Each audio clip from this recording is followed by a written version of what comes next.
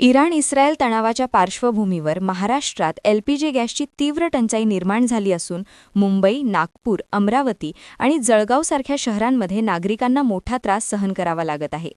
पुरवठा साखळीवर परिणाम झाल्याने गॅस वितरण विस्कळीत झाले असून याचा थेट परिणाम सर्वसामान्यांच्या स्वयंपाकघरावर होत आहे. मुंबईतील मालवणी परिसरात परिस्थिती अधिक गंभीर झाली आहे.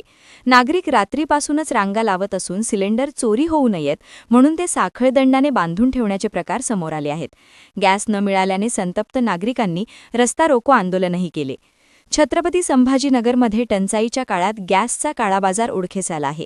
पोलिसांनी सुमारे 1.26 कोटी रुपयांचा एलपीजी साठा जप्त करत मोठी कारवाई केली असून हा साठा हजारो कुटुंबांना पुरेल इतका मोठा असल्याचे समोर आले आहे.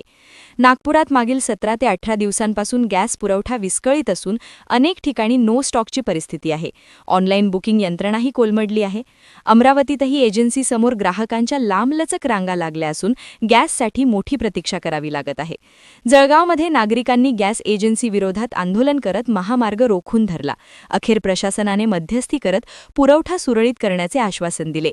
युद्धजन्य परिस्थितीमुळे पुरवठा साखळीवर परिणाम आणि काही ठिकाणी साठेबाजी ही या टंचाईमागील प्रमुख कारणे असल्याचे मानले जात आहे.